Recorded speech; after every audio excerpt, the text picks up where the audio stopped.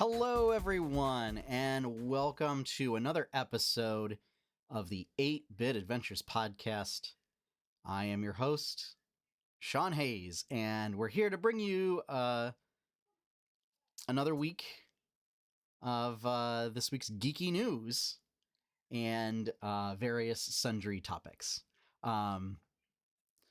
Or as we say, weekly geeky news of the week. So we had the Game Awards this week, so we've got talking about a couple trailers from that. Of note, I'm going to mention this before we get into Quickfire news. It was It Takes Two won Game of the Year. It's a bit of a surprise. As well as Family Game of the Year, which is an even bigger surprise because it's really not a family game. And that Nintendo won Best Action Game of the Year for Metroid Dread, but did not win Best Family Game of the Year. So, Nintendo, not a great showing. They didn't do any trailers or anything. And really, they just had Metroid. So, yeah. But like I said, we've got a couple of bits of news out of there. And some other stuff. And then later, we'll be talking about the Indie World Showcase that was, as is tradition, or at noon today. So, as always the case, they seem to have them on the days that I do the podcast. So that was great. Taking down notes, frantically taking down notes for that. To get you which games, their developers or publishers, and when they're releasing. So we'll cover that a little bit later. But otherwise, I hope you're all doing well. So there should be a podcast next week. I know that it's like rapidly approaching Christmas. But I'm pretty sure there will be one next week. So you can expect one. And if something horribly goes wrong, I will let everybody know. So that said, why don't we get into our quickfire news topics for the week?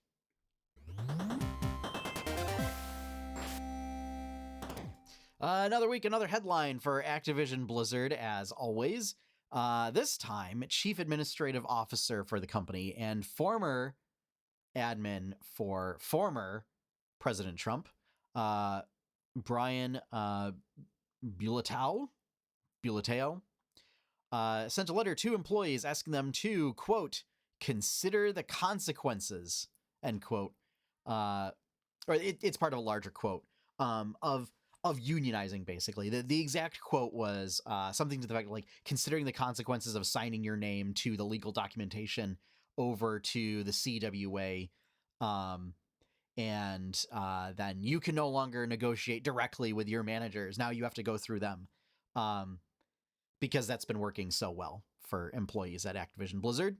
But this apparently comes after folks, as previously reported here, folks from that studio where people have been laid off, it seems now like other folks at that studio are now essentially striking.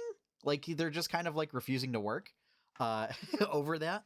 So on top of like all of the other stuff that's going on. So, once again, not great. Not a great look for Activision-Blizzard. Now, that said, in the sort of state of California variety suite of suits, a judge did block. Oh, geez, it was like the Department of Housing, and it was something like that. One of the departments that's involved in one of the suits has blocked them from interfering with a settlement made as part of another suit. And I know I talked about that before, because their rationale was this would allow Activision-Blizzard to destroy evidence that is necessary or is integral to the case that they're presenting, which I would fully expect the evidence to be destroyed since they were already doing that. So, despite the fact that like they'll legally be able to do so, not a good look for the company if they do. I mean, and if that comes out in the trial. However, it does leave it open to the settlement being readjusted because it's like an $18 million settlement, and there are lawyers for employees involved saying like, no, that is we are going to push for a lot more, like something close to $100 million. So yeah, it's it's another week, another round of just really questionable decisions made by the company. So in this case, like, it's because you legally cannot directly discourage people from unionizing. Like, you legally can't do that, and you can't like force people to not unionize. Somehow Amazon got away with it. I don't know how. Probably just money. But these were sort of thinly veiled talking around the issue and saying like, well, I mean, it might not be great if somebody else is managing your stuff for you, and like it's really best for the company to just have a direct line of communication between you and management. When this whole fiasco has shown that didn't matter, or management just disregarded the claims. Like, that only works if management is actually going to do its job. And contrary to what corporations want management to be, which is to, manage people and protect the company, should be to, to help their employees succeed, or to handle problems when presented to them. Like, if you have a problem employee, take care of it. And that wasn't happening. And I mean, and as we said, that's not been happening for the longest time. Like, before Activision-Blizzard, and when it was just Blizzard, like this has been in place. So, once again, continuing to disappoint. All right. In more fun news, we got a trailer for Sonic the Hedgehog 2, which showcases, in addition to Sonic and the return of one Dr. Robotnik, played by Jim Carrey, as well as Miles Prower, or as known as Tails. We got Knuckles, and seems that Chaos Emeralds are going to be an integral part of the film's plot. Seems like some sort of unlimited power source that Robotnik wants. In addition to this, there was also a trailer for Sonic Frontiers, which is billed as a, quote, open zone, not open world, but open zone 3D Sonic game from Sonic Team. So looks like they are trying to, once again, try and make 3D Sonic work. We'll see how it goes. The open zone makes me think it's, and I was listening to Nintendo Voice Chat today and them talking about it. Sounds like, rather than being open world, so it's not like Skyrim or Breath of the Wild, it's probably more something like Mario Odyssey or Super Mario 64, where it might be a bunch of like different zones that are all sort of open in 3D, but they're not overly expansive. So we'll have to see. There wasn't really a whole lot of information, just a bunch of like animation scenes and opening vistas of landscapes. But I still got a very Breath of the Wild sort of feel from it. It seems a lot of people are going with like this sort of post-apocalyptic countryside landscape setting for a lot of these games coming out now. So yeah, we'll see how it goes. I would like to see Sonic succeed in the 3D realm.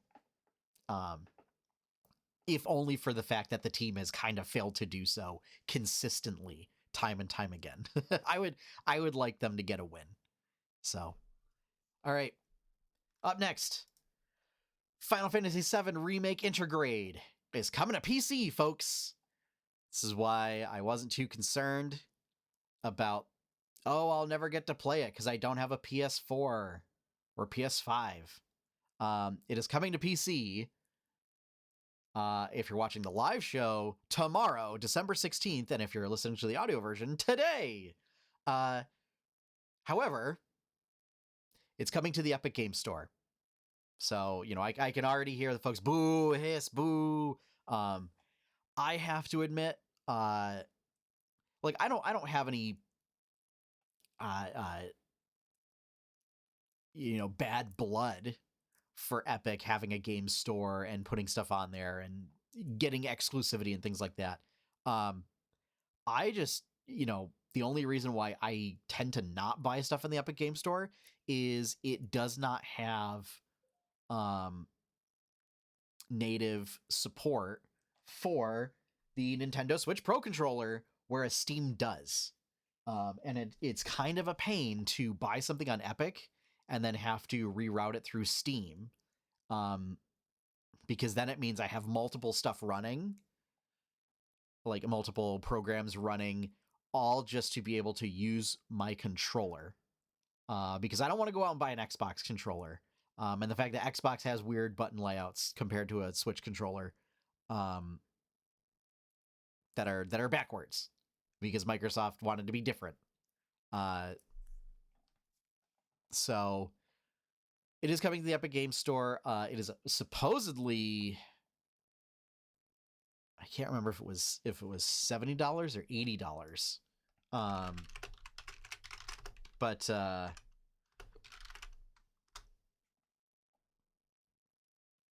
supposedly the price has been pulled. Yeah. Yeah, so as of 2 days ago, the price was pulled.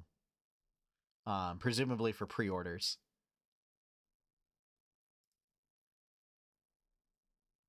Let's see. Yeah, priced at $70.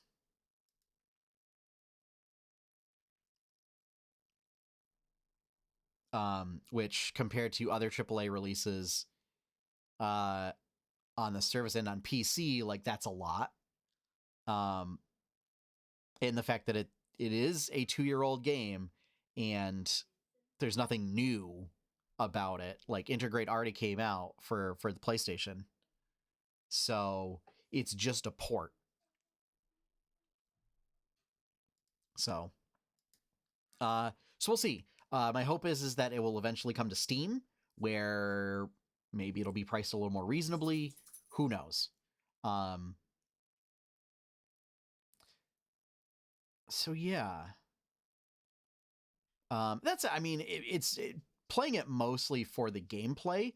I did watch a friend of the podcast, Josh York, do a whole playthrough on his streams a while back.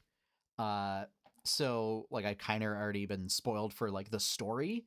I haven't seen any of the expansion or side expansion for Intergrade, but I mean it's also up until the very end. It kind of closely follows the original game.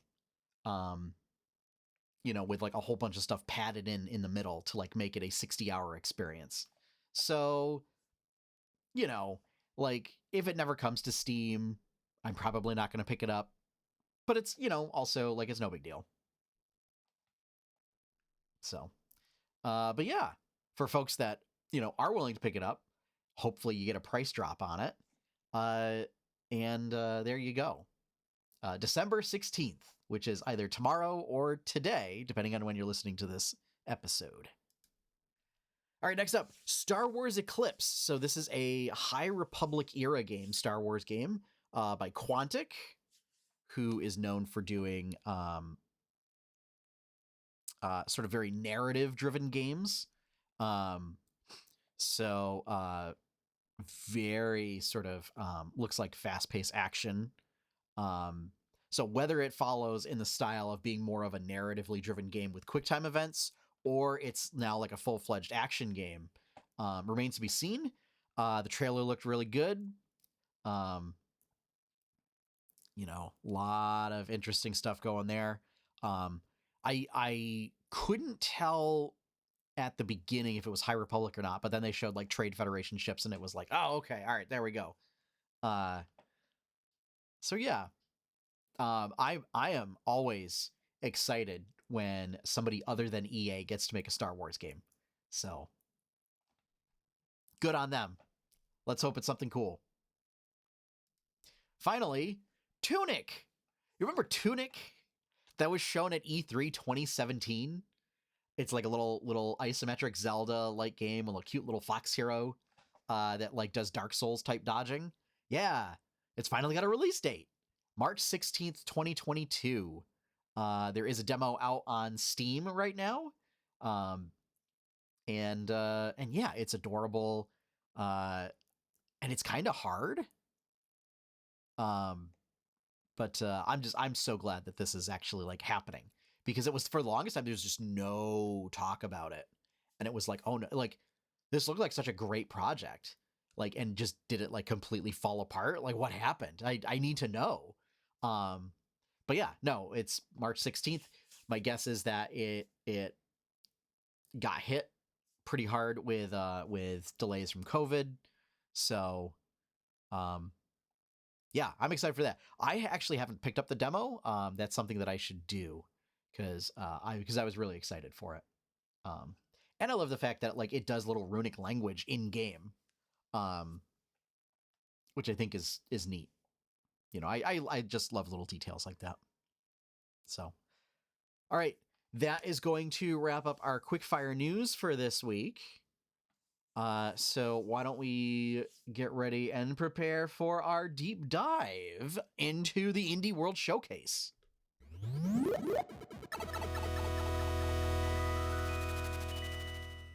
All right, so for those that are watching live, I'm not going to do a different slide for all of the various indie games that were announced, because there were quite a few. What I'm going to do is just do a brief rundown of all of the games, and then I'm going to talk a little bit about some of the games that I thought were particularly interesting, because there were some ones that looked really good. So first up, Sea of Stars by Sabotage. So this is sort of a classic JRPG style game, very reminiscent of games like Chrono Trigger, which is funny because it has music by Mitsuda, who is the composer of Chrono Trigger. This is releasing a holiday 2022.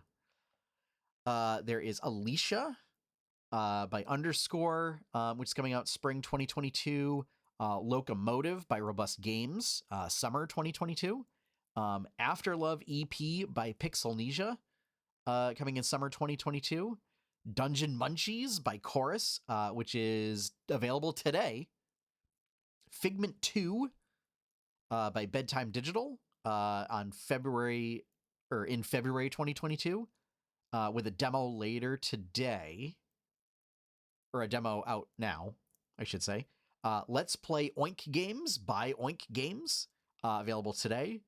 Endling by Hero Beat, available spring 2022. Ollie Ollie World, which we've seen before, by Private Division on February 8th, 2022.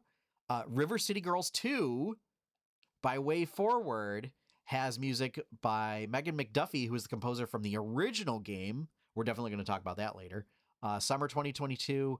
Parkasaurus by Wash Bear. I didn't get the release date for that one. Bummer. I didn't get the release dates for a bunch of these, so I apologize for that. Don't Starve Together by Cly, spring 2022. Chicory by Finji. Baby Storm by Babycore. Grime by Cloverbite. Gerda by Portaplay. Timely by Zordix, that's available today. Behind the Frame by Silver Lining. And then finally, Amori by Omocat. That is in spring 2022. That was sort of the, oh wait, there's one more announcement. So now that I've done the quick rundown, all right, I want to talk about Sea of Stars first. This game looks gorgeous. Uh, done in a pixel art style, almost like a higher def version of like Chrono Trigger.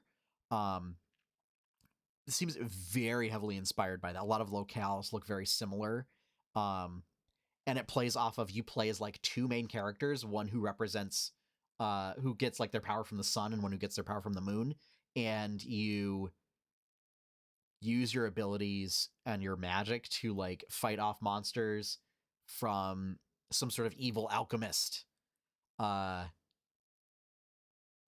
so I'm super pumped for this. Turn-based battle system. Uh the music's going to be great.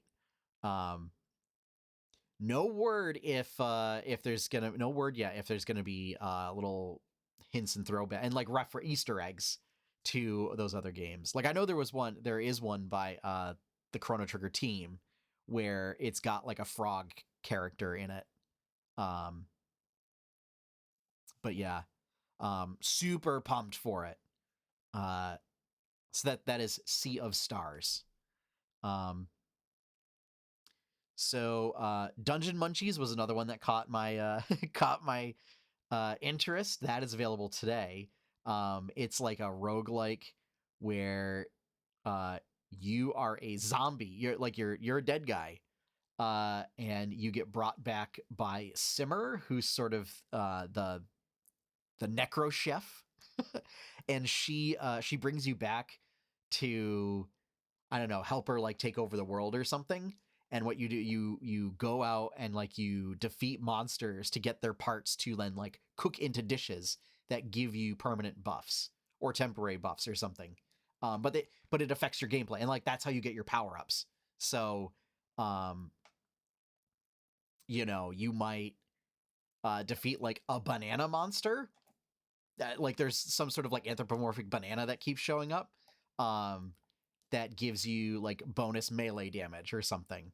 Um, or some sort of like mosquito that you take down and you make into like mosquito steaks or something, and that gives you the ability to fly. Things like that. It looked very quirky. I'm not a huge fan of the in-game pixel style. Um, but when they do like character art, it looks really good in the game. So if the price is right, maybe I'll pick it up and check it out. Um, Endling. So so this game looks really depressing actually. So the idea with this game is you play at it's Endling, um something involving extinction is the like tagline. Uh and you play as a fox. Just like a regular fox. Not like Tunic where you play as like a hero fox, but like a regular fox in what is supposed to be like the near future after we've caused devastating environmental um cataclysms, I guess you could say, from like pollution and things like that. So like oceans have dramatically risen, ice caps melted. There's like lots of junk everywhere, so it's like just pollution run rampant.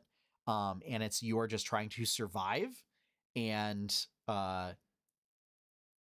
make sure your three kits survive, or your three pups. So you play as like a mother fox, and you're trying to like teach your kits survival skills and make sure that they don't die.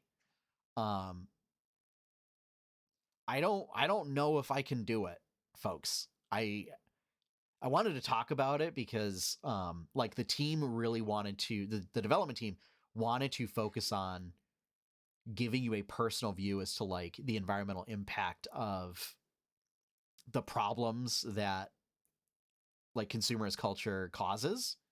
Um or just you could say capitalism run rampant. Uh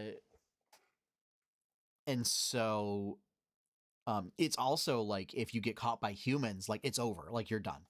And so it's a world where you are trying to get to a place where humans are no longer there, or they haven't gotten to, so that you can live in peace. Um, and so you'll do things like you have to hunt for food, like you have to hunt other animals for food. Occasionally, like you might have to pick through garbage and eat that. But that, of course, has a risk to it of getting something that you're not supposed to eat. Uh, there are like all sorts of natural hazards and man-made hazards that your three little kits who are following you around everywhere, like they might not be able to cross it, and you get separated, and like that might be it. Or you have to make difficult decisions of, do I risk, like, do I play it safe and like let one of them go, or do I risk it and try and go back to save them? And I think it's going to be a really impactful game if it's done well. I worry that the themes are going to be a little too heavy. Because like I don't know if I can do it. When normally like that should be a game that really interests me. Something with like environmental impact. You play as animals, as opposed to like a humanoid creatures, and like not even like necessarily magical animals. Like it's just like you're a regular fox. Like you don't have magical abilities or anything. Um, but I don't know. It might just like having to make tough decisions about like whether one of your kits lives or dies. Like I think that might be too much for me. Um, so there's that. All right. Much happy news. River City Girls 2. I loved River City Girls 1. I think it had a killer soundtrack, so I'm super excited to see that it's the same composer working on stuff. Expanded roster, so up from uh, base 2 unlockable to 4. Now 6 characters. They're trying to work on online co-op. And that all the characters like feel different. 2 main characters are returning once again, so that's cool. We'll be able to see more of the dab combo, which was my favorite. I'm super pumped. River City Girls was a great game, with a great soundtrack. I still listen to the soundtrack every now and again, just because, like, especially the theme for the mall is so good. Like I can't. Like it is like it punches up. To describe it that way, like it punches above its weight class. Like it had no business being that good. Um, so I'm super excited for it. That is going to be a day one pick for me. Um, so yeah, I've seen some good things about Chicory. So Chicory's like a little like I don't even know how to describe it. Um, okay, so the description, quick description on Steam, is a top-down adventure game in a coloring book world where you can draw on anything and you have painting powers.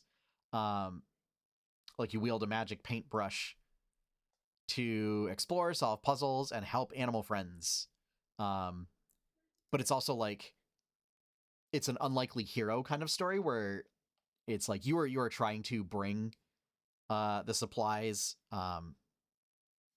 to like your friend who like they belong to, and like they're the keeper of these supplies, and it's like, oh no, like they're not here, or something happened to them, like I now have to use them to help my friend, but I don't know anything about art. And so it's great. It's a cute little game. um I've seen a little bit played on streams. I haven't played it myself. But this would be something I'd be interested in. um so yeah. I don't think Omori's kind of a weird one. So Omori, I would say is kind of like Earthbound. it's kind of a weird game. That so Omori deals with a lot of very heavy themes. So a lot of like mental health themes, self harm, uh, and like having outlets. So like creative outlets for things. Very bizarre. Um, it's not a game that I would play, but I know, folks, if you've enjoyed Earthbound and you're okay with dealing with pretty heavy themes, you might want to check this out if you haven't already. Um, I've seen some gameplay again on streams, and it is dark and bizarre, but put in like a very colorful, hand drawn, um, like notebook doodle style. I think is a good way to describe it. Um, so yeah. Um, and to talk about some runner-ups, so Afterlove EP is like, it's almost like a manga style, like visual novel slash rhythm game, type of deal where you play as a guy who, uh, his girlfriend has passed away, and you're like coping with that loss, and like your friends are trying to get you to go out and date, because it's like been a year later. But there's also like this musical element where you're trying to like finish this album that was dedicated to her. um so yeah, by an Indonesian studio. So I think it's supposed to be set in Jakarta, uh to kind of showcase that. So it's weird in that like it has a very Japanese manga style, but it's not set in Japan. It's set in Indonesia. Um, so that's like an interesting twist in and of itself.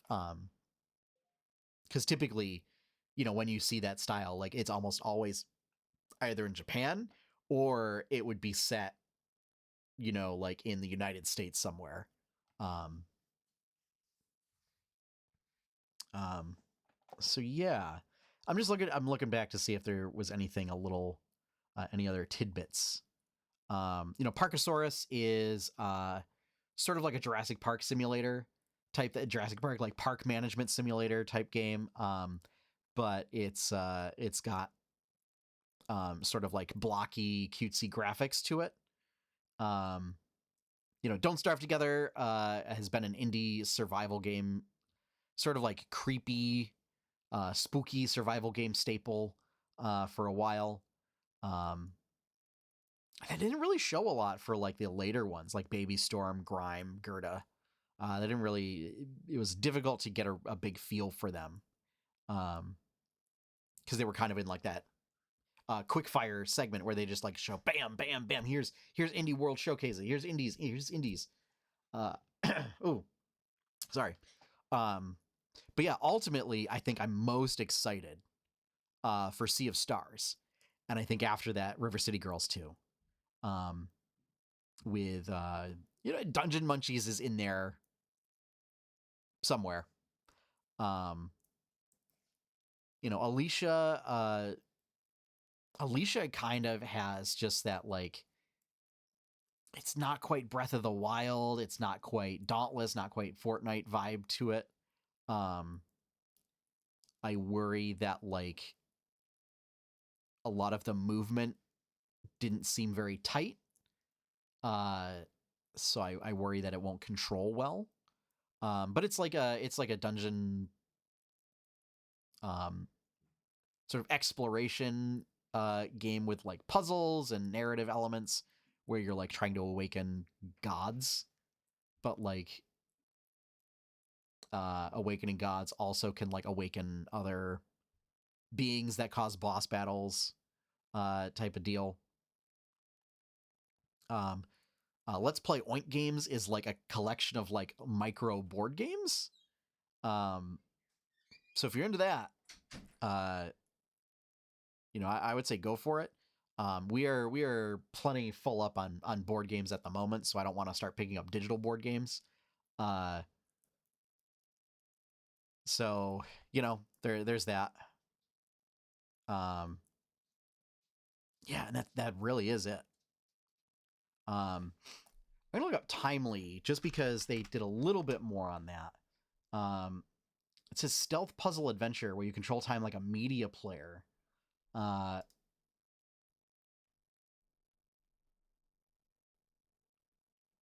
so you control two characters simultaneously. One's a girl and one's a cat. So I don't know. I'll have to look a little bit more into this. Again, it was kind of in like the we're gonna just rapid fire stuff to your brain segment. So it was a little difficult to get a feel for it. It is currently available on Steam. So there is that. But it is out today, so maybe check out the price, see what's going on there. But yeah, I'm gonna be waiting for Sea of Stars for sure. I mean, and the music even sounded great in the trailer that they showed. So I'm really excited about that. So, yeah, all in all, it's about an average indie world showcase. There's like one or two things that are really interesting, and then the rest are kind of like, this is for somebody. That somebody's not me, but I'm glad to see there's such a wide variety of games being produced by indie companies. And hopefully they all find some level of success. So, all right. So now that we're done with that, that kind of wraps up my final thoughts on that. So now that we have wrapped up our deep dive segment, we're just going to do quest log really quick.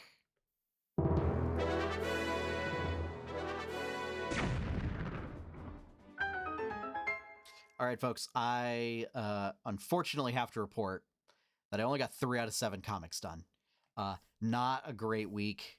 It was one of those where like everything got away from me, and the next thing I knew, it was like Monday, and I was like, oh no, it was Sunday because I did one on stream, and I was like, I have not done any comics. I don't know what happened. Like 4 days went by, 3 or 4 days went by, and I was like, I haven't done anything. So the goal is still to color 7 more comics.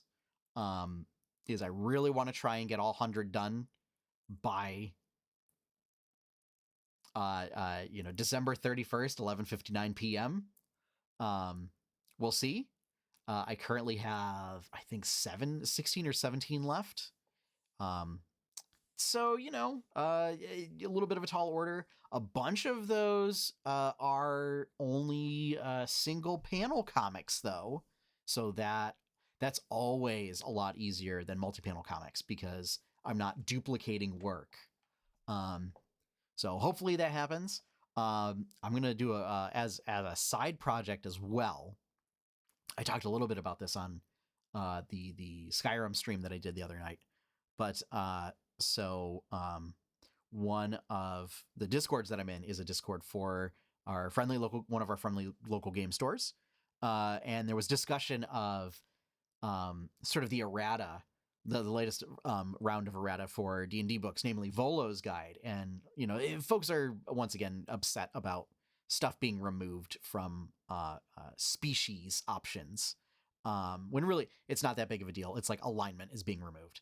But the discussion of what would a better way to handle building your characters sort of like innate abilities without tying things directly to like a specific codified quote unquote race, ultimately as a way to like try and preserve sort of the crunchiness, the little bit of crunchiness that you get with that from D&D, but sort of disassociating it from the problematic elements that they've had in the past. So the thought was like essentially building off of the custom lineage option in Tasha's Cauldron of Everything, where it's you get a feat. Excuse me. Hang on. There we go. You get a feat. You get your choice of dark vision or a skill of your choice. And then like that's it. You can choose to be small or medium. But like that's it. That's as far as the features go, which is essentially like everybody's a variant human. But you could choose dark vision instead. So the thought was let's add some spice to this. In addition to that, you get to pick essentially 3 ribbon features. And so what I've been doing is making up all custom feats and then these custom ribbon features.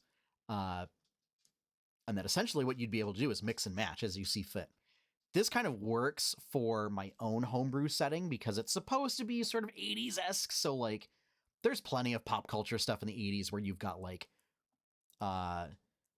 either people who've got like, you know, this weird offshoot ancestry that gives them sort of magical powers, or mutants, where, you know, maybe you're just human and you got a weird thing that happened. You know, or it's because they're just going to be feats, like it can be, you know, maybe something happens to you and the way that you do that is you gain a feat that suddenly gives you these new abilities.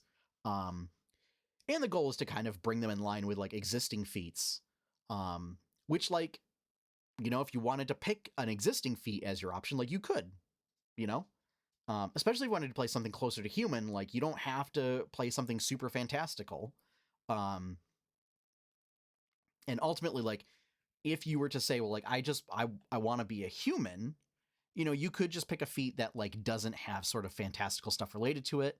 Or you just say like, oh, this is just like a magic that I have access to because I studied it. And then you can pick ribbons that are related to like training or survival techniques or whatever, and not necessarily like that you have gills or something. But there's that too. Not necessarily gills, but just like, you know, extra lung capacity and things like that. Or if you wanted to pick something like that, you know, there's not like a mechanical biological function to it. It's just, aside from the name, which is just flavor text. You know, you could say like if you have aquatic adaptation, which gives you a swim speed and you can hold your breath for an hour, maybe it's just like you've practiced super duper breath techniques. You know, and maybe, I don't know, maybe you have a distant relative that's like a merfolk or something that just, you know, improves your lung capacity a bit. And as far as the swim speed, like you could just be an expert swimmer. You know, I mean, that's something where like most Olympic athletes, like most Olympic swimmers, I would just give them a swim speed. I would just say, you've trained enough, you get a swim speed. There you go. Or things like, you know, you just get an extra skill. You get a bunch of like tool proficiencies or languages or whatever for the idea being like if either you have a longer lifespan, so like you have time to study you have time to dabble in a whole bunch of different stuff, or you might just be particularly driven. The idea is that it doesn't ascribe that. You know, it just says like extra training, or it might be like the flavor text to it. So the idea is to give a bit of flexibility and let the player, because ultimately the story is a cooperative experience between the dungeon master or game master and the players, in which the players' characters are the main characters of that story. And so, you know, I mean, maybe they're a little bit different, and that's okay. This just sort of codifies like being able to bend the rules a little bit, which like most people do anyway.